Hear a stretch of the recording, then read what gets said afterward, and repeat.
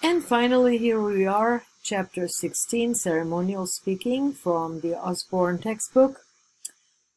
Ceremonial speaking is the most pleasant. Sometimes it's pleasant, sometimes it can be tragic, depending on the circumstances. But for the most part, we want to believe that it is for a good ceremony, such as a toast, graduation. The techniques of ceremonial speaking include, just like any other speech, identification, narrative, reflecting on heroes and heroines, renewing the group commitment to your principles, and magnification, using effective language to create dramatic word pictures, to engage your audiences through the pathos aspect of Aristotle's rhetoric, remembering triumph over obstacles, unusual accomplishments by people, superior performances, unselfish motives, and their works benefiting society in general. So those are things you can do to structure a ceremonial speech, to congratulate, to celebrate something. Here are some tips on techniques of ceremonial speaking, how to promote identification. First of all, you can tell stories that remind listeners about their shared experiences. A little bit of a joke would bond people together. You could build portraits of heroes, heroines as shared role models. You could revive traditions and past experiences to remind listeners about shared commitments, and this element would be invoking the mythos aspect of speech.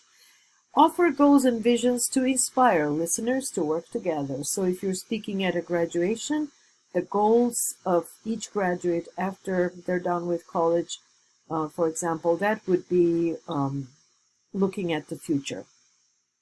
So what is magnification in ceremonial speaking? In order to use this technique, you can emphasize the way the person whom you're celebrating overcame obstacles and reached success. Point out how the person made accomplishments that are unusual. Point out some unusual paths toward success. Emphasize the superior features of their performance. Describe the unselfish motives behind those achievements. Show how society has benefited. Use speech design, comparison, chronological, causation, narrative that promote magnification. And use linguistic techniques, metaphor, simile, parallel construction, to help the process of magnification. So there are a few types of ceremonial speeches. Tribute is when you honor a person. Acceptance, when you're receiving an honor, such as an Oscar. Inspiration, you want to motivate listeners to appreciate and commit to a goal, a purpose, a set of values. Inspirational speeches would be good for fund drives or any sort of charitable benefit work that you donate to a cause. After dinner, if you want to entertain the audience while leaving a message that can guide future behavior, and such speeches would include toasts. It doesn't have to be after the dinner, but toasts at weddings, at other gatherings, and to be a master of ceremonies. If you're in charge of a program, you're coordinating and making sure that everything runs smoothly, setting the mood for the occasion. So that's being an MC. How to introduce a featured speaker. That's one of the types of speeches you can make. When you are asked to introduce a featured speaker, the following tips will help you preparing your remarks. Be sure you can pronounce the speaker's name. On this slide, I have a portrait of a person who is a very well-known author, and if you can pronounce their name, fine, try to pronounce it. I'll give you a little bit of a pause, and then I'll say it. So this is Salman Rushdie. He wrote a book titled Satanic Verses for which Iran's Islamic leaders announced a death sentence against the author. Salman Rushdie lives in London, and he is very successful. He came to speak at my alma mater, the University of Iowa. I did not have the honor of introducing him because it was a student who introduced Salman Rushdie as a speaker. But I remember the student's name, Angelique Kosla.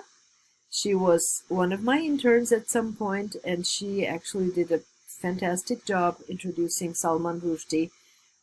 It's important to be able to say his last name correctly because a lot of people would say Rushdie. So he's Rushdie. So take some time to learn how to say the person's name properly because it is an insult if you butcher the name. Find out why the speaker is important and what are some of the features of that individual that you would like to emphasize. For example, just now I said that Salman Rushdie wrote a book titled Satanic Verses, and he was living under a fatwa, a death sentence. So that is important to emphasize. Focus on aspects of the speaker's backgrounds that are relevant to the topic, audience, and occasion. I might say that Rushdie is coming. He was born in India, and as far as I know, he's of Parsi origin. I'm afraid to make a mistake, but if I were doing my homework, I would learn where exactly he was born. It's probably not so relevant in this case, but the idea is that he lives in London and he was successfully avoiding the death sentence because he was living in a modern society, in a tolerant society where he could breathe freely, but having that axe hanging over his head while Ayatollah Khomeini was alive and threatening to kill him, that must have been something. So his background was he lived under a death sentence for a very long time. Announce the title of the speech if there is a title of the speech. I think when Salman Rushdie spoke on our campus, it was The Clash of Civilizations, because it was right after 9/11, and he was arguing that there is a civilizational conflict, but he was trying to mend it rather to deepen it. Be careful not to cross that fine line between tuning listeners and appropriating the speaker's message. In other words, be careful not to steal the thunder of the speaker. Don't give up the gist of it. Don't give a spoiler to your audience. Make the speaker feel welcome. Be warm and gracious. Don't overdo it, of course, because brevity is important here. You're not the main speaker. You're only introducing that person. And the next way that we will act as ceremonial speakers is when we are a master of ceremonies. Remember from Hunger Games, these two individuals were MCs. So learn what's expected of you specifically. Remember, as an MC, you're not the star of the show. You're just the one who brings it all together, makes it work. Plan a good opening for your program. Be prepared to introduce your participants. Know the schedule and timetable so you can keep the program on track. So brevity is important here. Be very quick, smooth. Make sure that prizes and awards are kept within reach, like, you know, the typical cliche when someone is a wedding organizer, they're always lost about the rings. Who has the rings? Well, you had one job and now you haven't done it, right? The prizes need to be within your eyesight. Plan your comments ahead of time, practice your presentation, make arrangements and food arrangements, food logistics on time. So that's not difficult in this day and age, but you know, it needs to be done properly. Make sure nothing is spoiled. Be ready to see inevitable glitches. Nothing goes smoothly. Nothing is perfect. And end the program strongly. Don't just let it go down, blah. And this is a very important aspect of any kind of speech or message. The end of it needs to have the same level of energy as the beginning. I'm not saying that the body needs to drop down. The body also has to be robust, but don't overdo the body at the expense of the other parts. You know, the end needs to be as strong as any other part of your message, be it a short speech or be it a long program.